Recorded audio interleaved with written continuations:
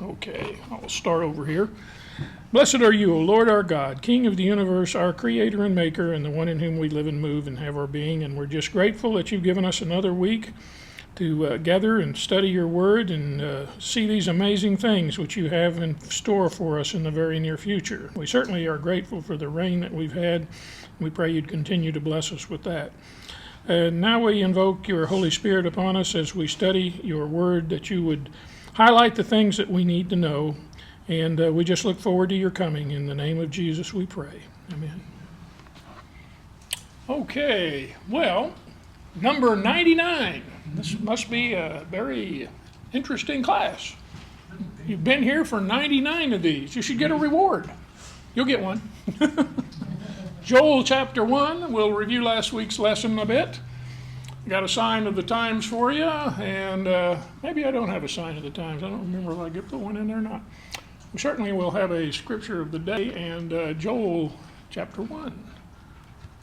Okay, now last week, I probably scared the liver out of everybody.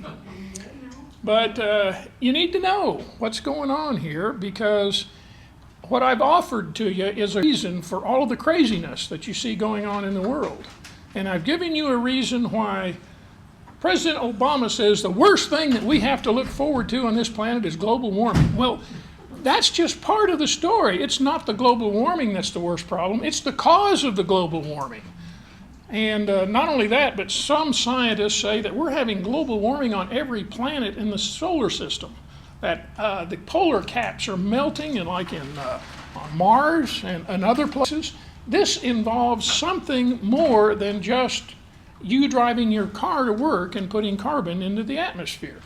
It doesn't make any sense. But the interesting thing is that most people in the United States have drank that Kool-Aid, and they think that's right. Well, global warming, it's the worst thing that could happen.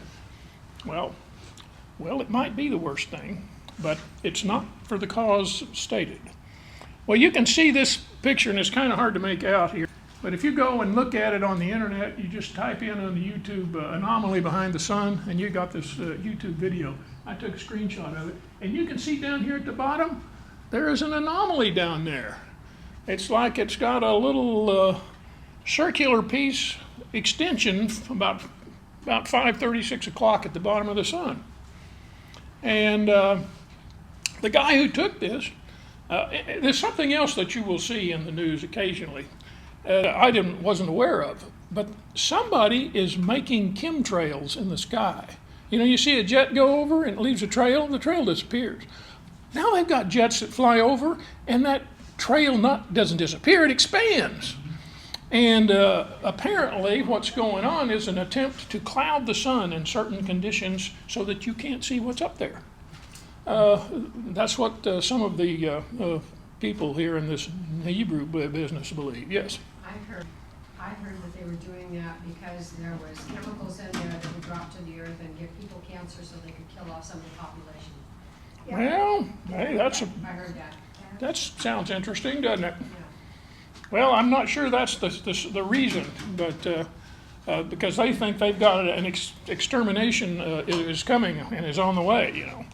So, at any rate, I'll put that one up there for you to take a look at, and notice where that bulb occurs. It's about 6 o'clock. Now, we have a satellite that circles, it's way out in space, and it looks at the sun, and it looks at it to see what's happening. Now, the sun has generally the surface temperature of the sun is mostly constant, except when we have suns, you know, and you can see them walking across the face of the sun, and because they are of lower temperature. I mean, they're really blazing hot, but they're just lower temperature than the rest of the sun. Well, look at the of the sun here by that satellite. There is a big chunk of the sun of which the corona has disappeared. Now, I also want you to make note, you see the fringe around here? It's all around the sun, except when you get up here. And it's not there. And why is it not there? Has it been airbrushed out? That's a question I ask you. Now I want you to envision this picture upside down. What if you've got a body down here at the bottom that's exerting gravitational force on the sun which is causing that coronal disruption, like a mini sun, 7 times the mass of the Earth. And I think they may have airbrushed that sucker out. I think they turned it around upside down so it'll confuse you, and then airbrushed it out up there at the top. I mean, I just don't trust NASA anymore. And somebody told me that NASA stands for never a straight answer. And the NSA stands for no such agency. So at any rate, and also, the mass of the sun that is being affected is from 6 to 8%. By the way, the area of the sun is about 6 to 8%. The mass, or the volume of Nibiru, is 6 to 8% the size of the sun. And I just thought those numbers were kind of remarkable. So as time goes on, I'm going to get me one of these welder goggle glasses, you know. You put that over your lens on your iPhone, you can take a picture of the sun directly and remove a lot of the glare away from it, so you can see if, hey, maybe there really is something behind the sun. So any rate, any questions about that? Hopefully somebody's gone to the internet and typed in Nibiru, and you can get lots of crazy stuff in there. There are people that insist that it doesn't exist. And the interesting part about that is you will never find anyone from NASA or the federal government who will even talk about the subject. And those who do talk about it, well, they are discredited by others. But this guy, John Moore, you listen to him talk, and he doesn't sound like somebody who's trying to make a dime off of this at all. He just sounds like somebody who's on the inside, who knows what he's talking about, and it makes the big picture, you know. We get these bits and pieces like a mosaic, but when you put them all together, it makes perfect sense to me. The government has been hiding stuff, and the $20 trillion that we're in debt right now, you can explain half of that debt in these underground bunkers that they've been building. Because if you've got a bunker that you can drive a car on for 600 miles underground, you got any idea how much that costs? That is a huge expense. So our government has taken our money that should have been spent on infrastructure, and they spend it on themselves and their families. And the bad part about all of this is they're keeping the American people in the dark. So when this does come about, guess what they're going to do? They're going to put you in concentration camps if you cause trouble above ground. And then they're going underground, and then if you survive, well, maybe that'll be all right. If you don't, too bad. So it's yeah, that's why we have body bags.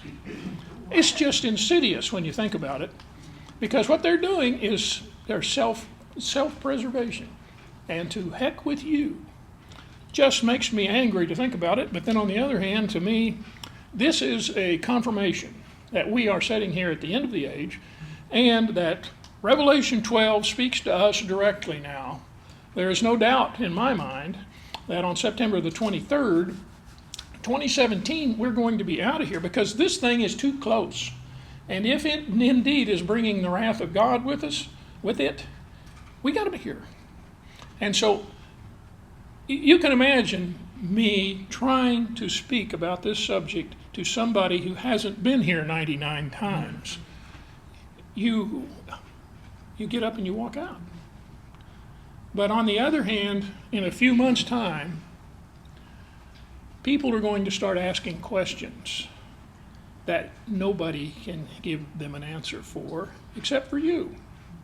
And so you will be prepared, yeah. Has anyone seen on any media at all, and I don't watch much news on the TV or whatever, any mention of this at all? I mean, one time I can remember years ago, maybe a year ago, that there was some channel that spoke about, oh, we've had 2 suns in the sunset today. Just in passing, you know. Some sort of anomaly out there, and then they just blew it right off. It was never followed upon, and it didn't make a big hit with me either. I thought, well, you know, probably a comet or something flying through the solar system. But I did think to myself, that's a little strange because normally all these comets are very well documented by NASA. And one that's that big, you'd have thought they'd have said something about it. But then, like everybody else, I got other things to worry about. I didn't have to worry about meteors and comets and stuff. So at any rate, that's the times. Here's a passage in Luke.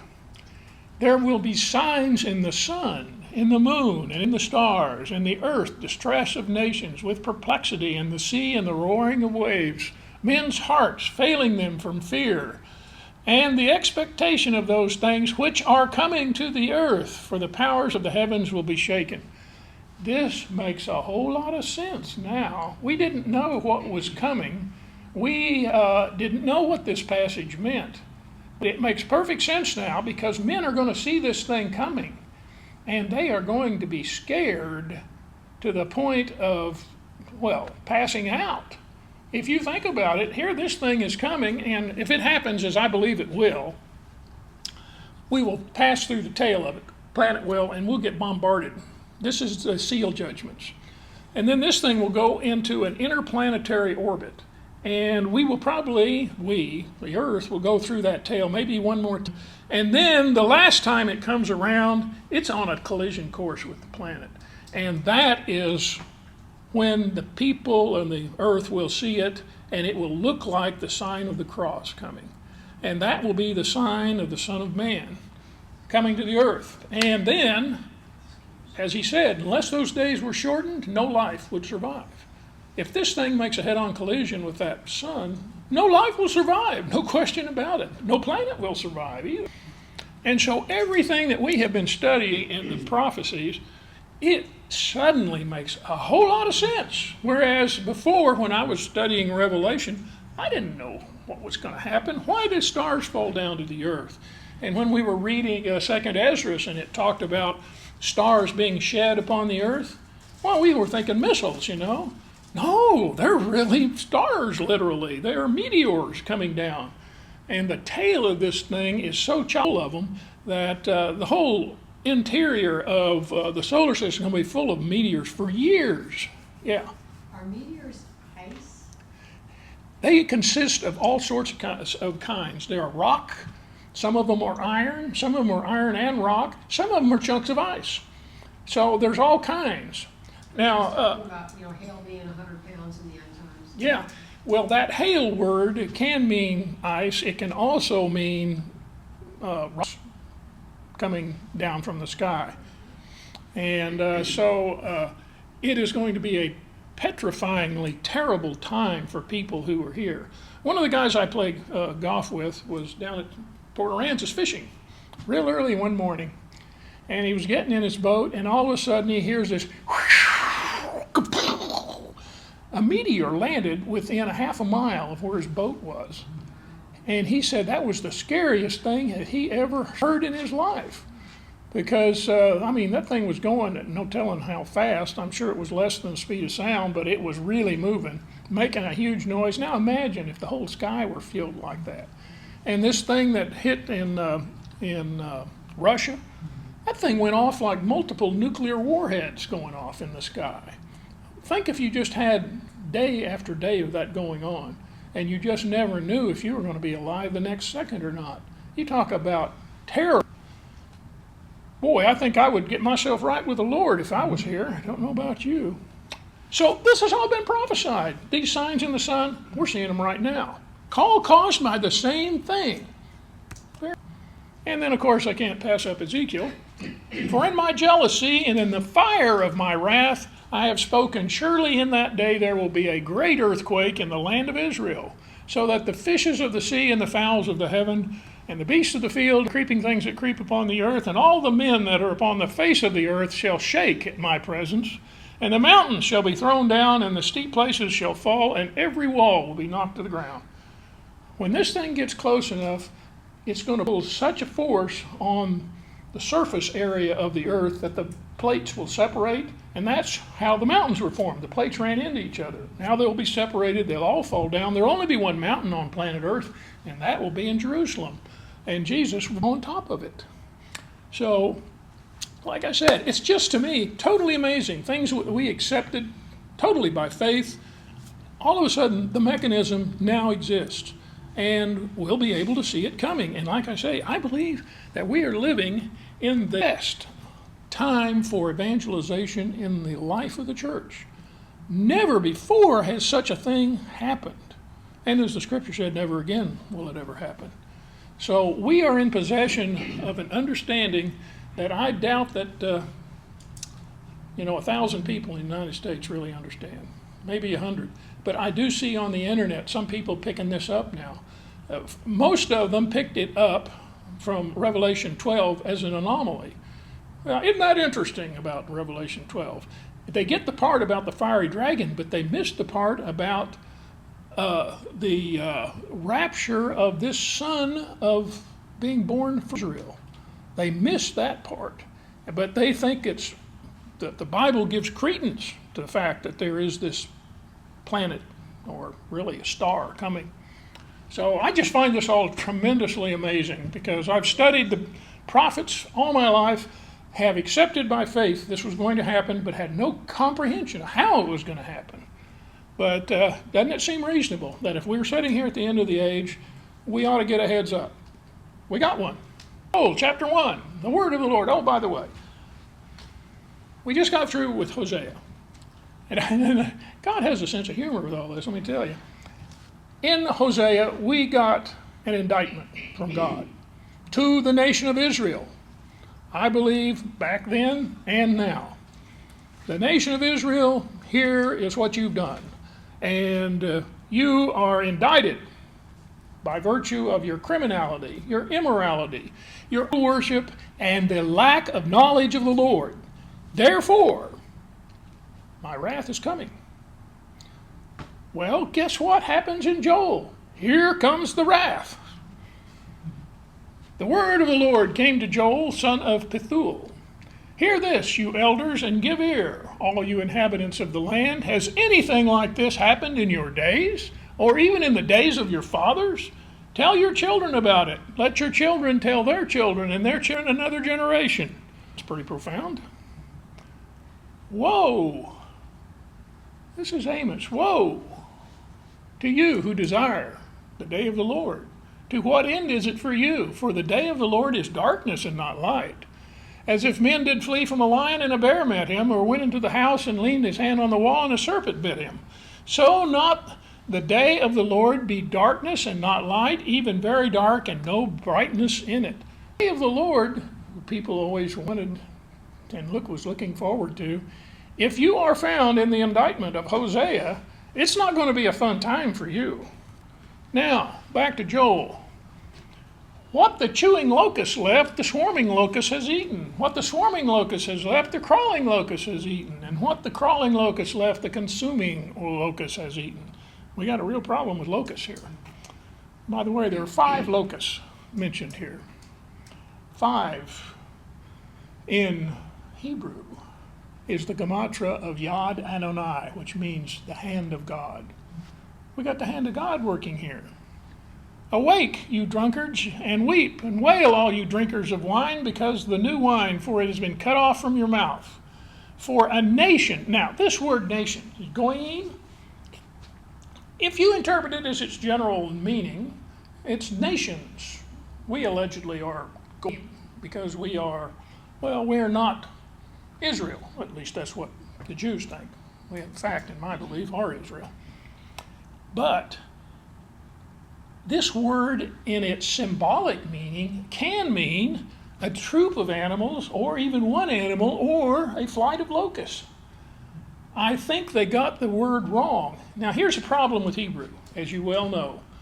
When you are translating Hebrew to English, you have to interpret.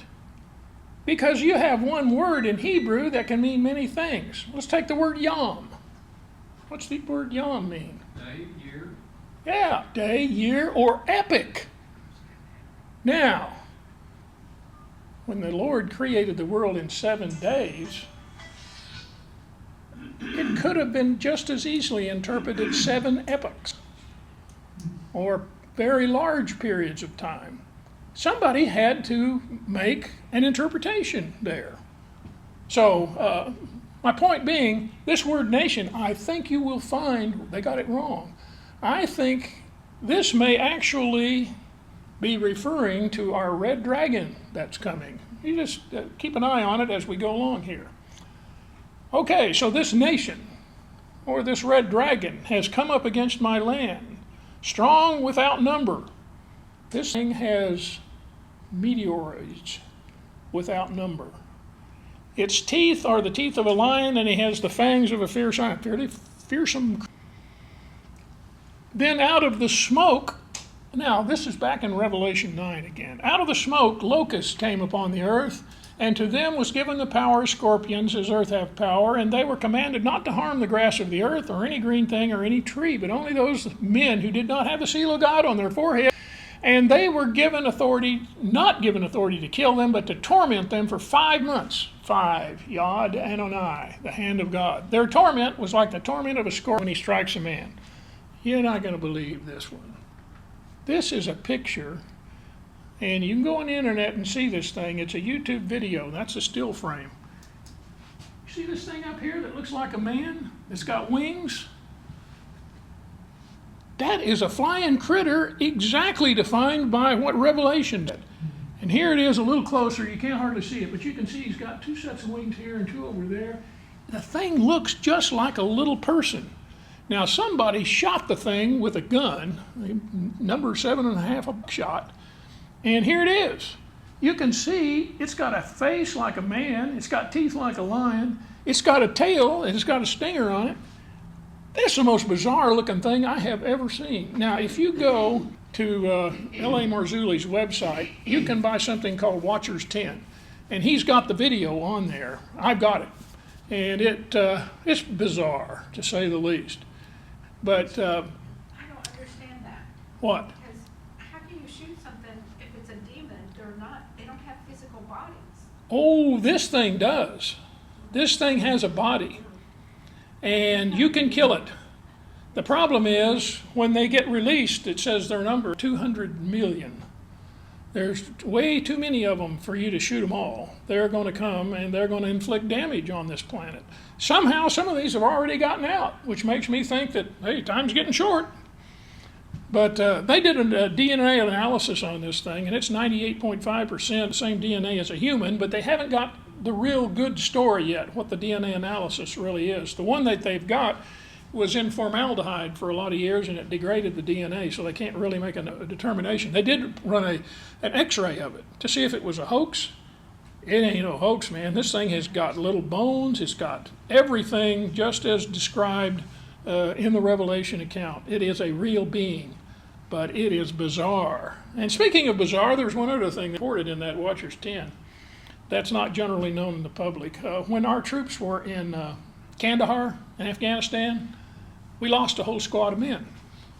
And we sent a squad out to find them, because generally if you come under attack, you call in air support and everything. There was no mention, they couldn't find them. So they went out to find them, and they come upon this cave. And in front of the cave are bones and pieces of equipment, torn all to pieces. And as they walked up to the cave, a giant comes out, 15 feet tall, with a red beard. He had 6 fingers on each hand, toes on each foot, double rows of teeth. The thing they estimated weighed 1,100 pounds. He came out with a spear and skewed one of our troops, whereupon everybody else unloaded on the thing and killed it. And they flew that thing out of there, and never a word was mentioned about it in the news. They said the thing weighed 1,100 pounds. It was a Nephilim. Them suckers are still around, and people have been keeping this quiet for years. So the guys he interviewed are one of the guys in the group that shot the thing, and another group was the one that airlifted it out with a Huey or whatever it was.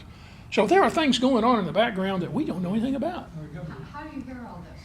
How did he hear it? He heard it. How did I hear it? On Watchers 10 from L.A. Marzulli. And he has the interview with the troops that saw it. By the way, the troops that saw it had to sign a confidentiality. They would not talk about it. When they came in and wrote up their report, the reports were rejected. They had to rewrite them. So the military is keeping this a secret. Why?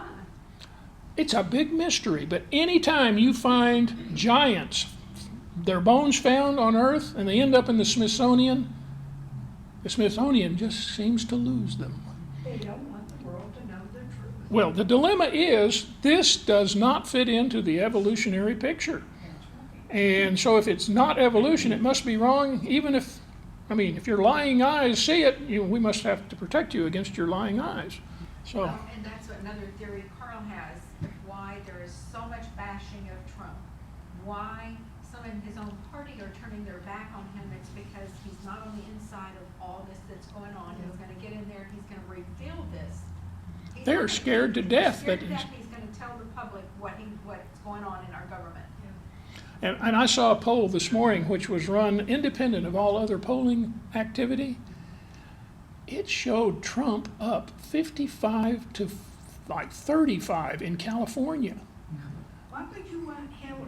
That woman is, Well, here's the interesting thing about, she is, there's something wrong. But the interesting thing is the Hillary camp is spending millions of dollars in California. Why are they doing that? California should be in their camp forever. We're not being told what's going on. We are being played for suckers again here. Well, there's a lot of government secrets, and that's what they're afraid of. They don't I am want to convinced know of it. inside. Let's ponder, for example, that this were true, and I think it is true, that there is a sun system headed our way that's going to wreak disaster on this planet.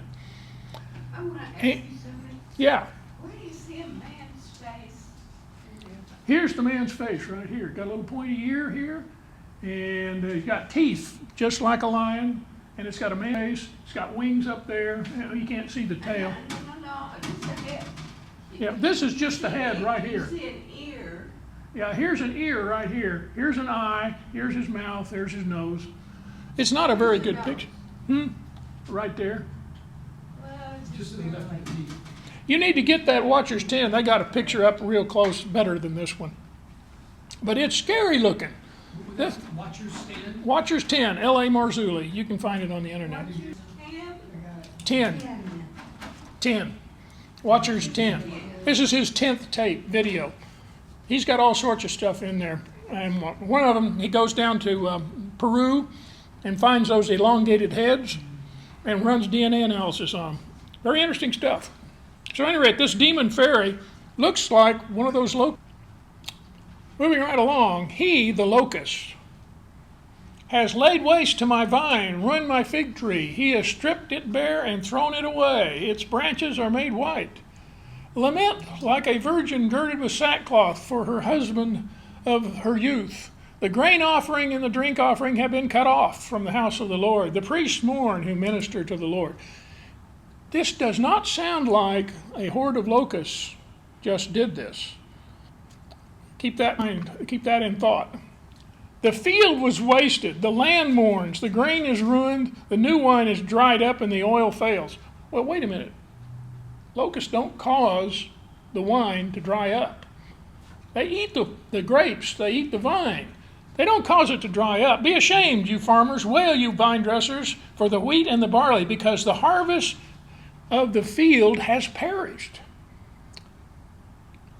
Now, the vine has dried up, the fig tree is withered, the pomegranate tree, the palm tree also, the apple tree, and all the trees of the field are withered. Surely joy has withered from the sons of men. Doesn't this remind you of Revelation chapter 8? The first angel sounded, and hail and fire followed, mingled with blood. And they were thrown to the earth, and a third of the tree burned up, and all the green grass was burned up. What is going to happen with this thing when it gets close? It has a halo of iron oxide around it. It is going to come through the atmosphere, and it's going to look like blood. And if it lands on water, the water's going to turn red. And destruction of trees. Remember that mural that we saw in the Denver airport? The trees were burning up. I don't know how they let those guys get away with that, because that's got to cause somebody to think, what in the world's going on here? What are you letting that kind of a mural in there? Death, killing the dove of peace with a big old sword, way bigger than needed? Yeah. So you're saying the trees could get Brewed up because of the heat from the meteorite? These locusts, I think, in this passage are a reference, a symbol of these meteorites that are going to hit the earth, and they are going to pound the bejeebers out of it. So, at any rate, that comes to my mind. Continuing on, gird yourselves and lament, you priest, wail, you who minister before the altar, come and lie all night in sackcloth, you who minister to my God, for the grain offering and the drink offering are withheld from the house of your God. Consecrate a fast, call a sacred assembly, Yom Kippur. Gather the elders and all the inhabitants of the land into the house of the Lord your God, and cry out to the Lord, alas for the day of the Lord is at hand, and it shall come as destruction from the Almighty. What we're talking about here is the day of the Lord.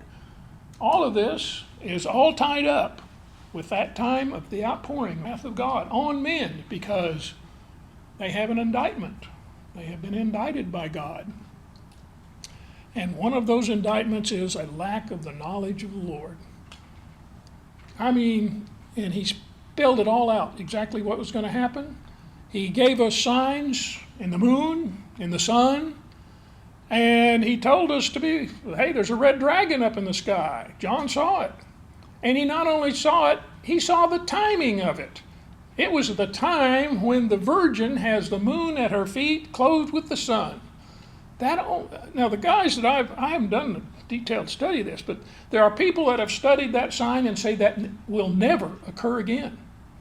It is only going to happen one time, and that one time is September the 23rd, 2017.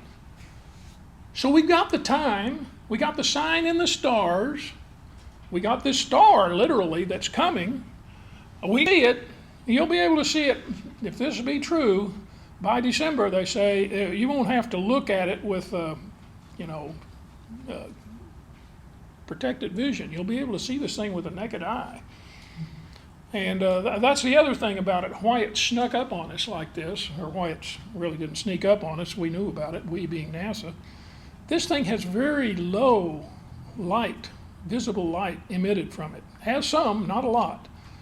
Most energy is in the infrared spectrum. Now, has anybody ever purchased an infrared cooking oven? You can cook stuff really good infrared. Well, guess what? In the Revelation account, it says that the heat from the sun will be increased sevenfold. I always thought, well, the sun's going to nova. But then I thought, well, if the sun novas, it's going to destroy everything. Well, here you have your source of heat. Because when this gets close, it's going to cook the grass. That's why all the grass is dead. This infrared will kill it.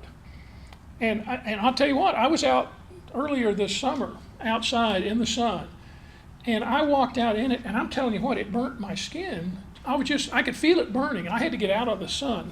So now when I play golf, I have to have sleeves on. And I thought to myself, well, this getting old is the pits, because it makes your skin more sensitive. Well, no, what it does is we're getting more infrared now than we were. Yeah. That just brings up the point that halfway through this, all going on, that Israel's going to flee to Petra. Yeah. Because they're all caves there. They're And caves. it's all enclosed. It's amazing. There won't be any sun except for almost right straight up and down. And because then there's shit on all sides. I tell you, God was one real lucky guy. Wasn't he? Figured all that out. He was really just the biggest. You almost think he knew the end from the beginning. He does. Isn't that amazing? I mean, this one element right here unlocks the key to so much prophecy that we had all accepted by faith. Well, our faith is sight. So here's the point. What Joel is talking about here is destruction coming from the Almighty. And it's not locusts that are causing the darkness of the day or these crops to be destroyed. What it is are meteorites and infrared radiation coming from Nebru. And you can see why men are wailing now, and why it said in those 6 seal judgments that everybody saw this coming and they ran for the hills to get under them. And the rich men and the chiefs and the mighty men of the earth, the elitists, they already had themselves a hole built at your expense. And so for that, you get to stay above ground and get the bejeebers pounded out of you. If you're lucky enough to survive, then, well, we'll help you out later.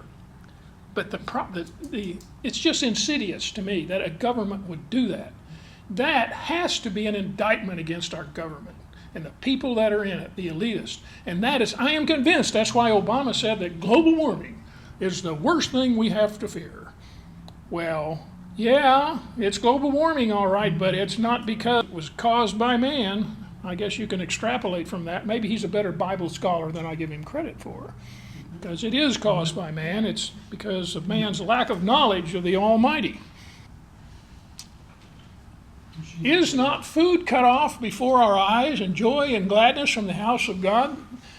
As it said in 2nd Esdras, it said that the fields are going to at one time seem to be full of grain, and then the next moment, it's not there. This is the abrupt change. This wasn't just a figure of speech. Everything that we're reading in these old prophecies now has a mechanism to come through. The seeds shrivel under the clod. Storehouses are in a shambles. Barns are broken down, for the grain is withered. Why are the barns broken down? Because they got hit with meteorites. The seed shrivels under the clods. Well, you get a good dose of infrared radiation going to boil this surface, take all the moisture out of it. And the animals groan. The herds of cattle are restless because they have no pasture. Even the flocks of sheep suffer punishment. There is no more grass. That infrared killed it. O Lord, to you I cry out, for fire has devoured the open pastures, and a flame has burned up all the trees of the field. Well, how did that happen? An invading army? Not so. I think an invading planetoid or star system.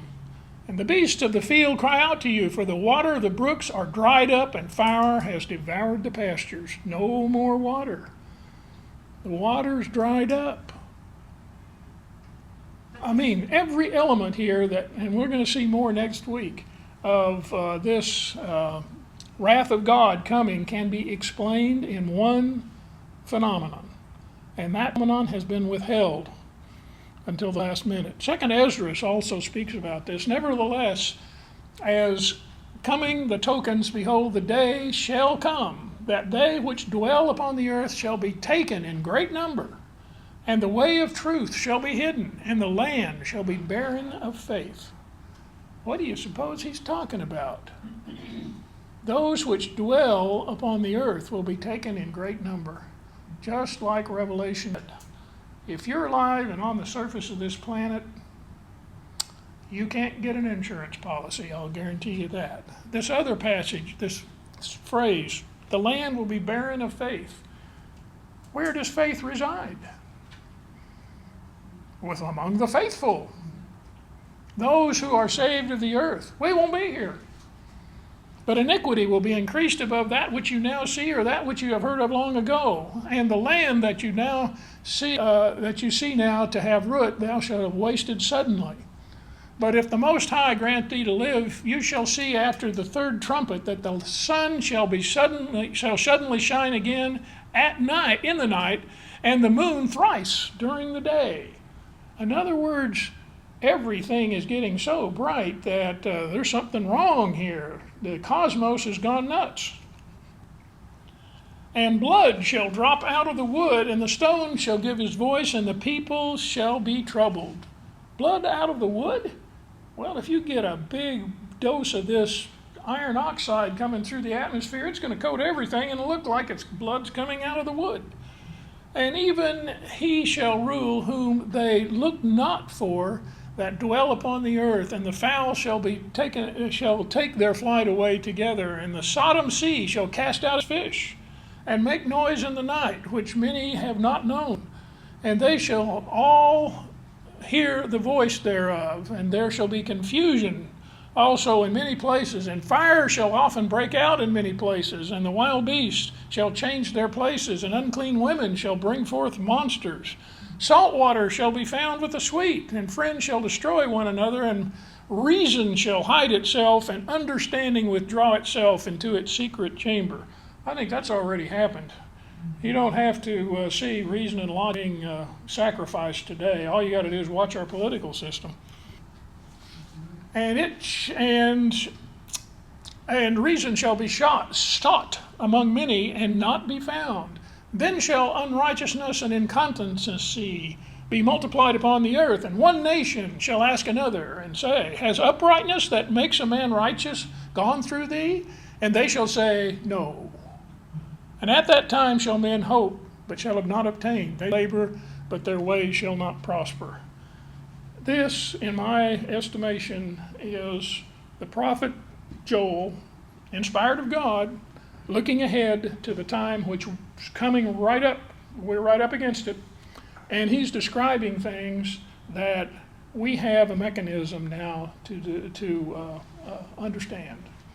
This is not just flowery prophecy language. These guys saw it. I am convinced that God transported them to this time because he's the God of time as well as anything else. And he took them up here and said, Here it is, now you describe it. And then they wrote it down. And no generation has understood what's going on here except ours. And this phrase, Has any righteous man gone through you? And they will say, No. There are no righteous men. The earth is barren of faith. We are gone. We are out of here. That's why you've heard me hammer so much over these years that prophecy associated with Lot. As it shall be in the days of Noah and Lot. And what do you learn about Lot? You learn that the Lord will not destroy the righteous along with the wicked. We are going to be leaning very heavily upon that passage over the next months as time goes on, because the mechanism for the disasters spoken of in Revelation will be visible to all to see. And just as the passage says, men will be perplexed. And it talks about the roaring of the waves and of the sea. That's going to happen. If the earth gets tilted upon its axis, because of centrifugal force, there is, they say, a 600-foot wall of water that's being suspended around the belt of the planet. If you shift the planet at all, that 600-foot belt changes position. It could overrun land.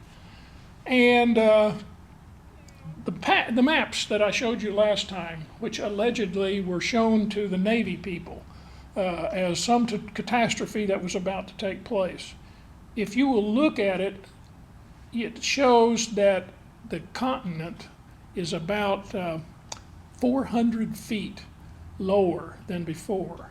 And that's why there is no Florida. Most of California is gone, and that there's an inland sea up the Mississippi. And while just a few 100 miles east of here will be water. And it could be all the way up to Austin, because Austin is about 600 feet. We're 1,000 feet, so we won't go under. But don't put your hopes in that, because you're not going to be here anyway. But the point being that the disasters have been well defined and documented by the military. The map that they drew is a map based upon a reasonable expectation of what's going to happen if this Earth comes in contact with a body that is 7 times the mass of this Earth. It's going to cause the planet to wobble on its axis. And as we'll learn later on, it will actually cause the sun to go down at some point at noon somewhere on this planet. Yeah. That's another thing I was thinking about when you're reading in Revelation. It says 1/3 of the earth will be destroyed, and then 1/3 of the earth will be destroyed. And I was always wondering, how would that happen? And then toward the end, when we are getting to the bowl judgments, then all, 1/3 of the ships hit the sea, then all of the ships. Because it gets progressively worse. My feeling is on that, as that planet goes around the interior of the solar system, it's going to be depositing these rocks and meteorites and junk all around the interior of the solar system, and then the Earth is going to be constantly moving through it. Toward the end, it's going to get right in behind that planet, and it's going to take a beating, an awful beating, such and so severe that unless the Lord shortened those days, no life would survive. And once again, this gives the perfect understanding of how the Earth changes its orbit, because if you read carefully the Revelation account, it's talking about a 360-day year. And we know if we're going into the Garden of Eden again, the axis of the earth inclined at 22 degrees now, that axis will be straightened. And when that happens, all of the winds of this planet that were generated because of that wobble, they go away. So what happens? The earth returns to equilibrium again. There will not be any violent windstorms any longer. And the planet will likely become enveloped in a cloud of mist. And it will be watered that way.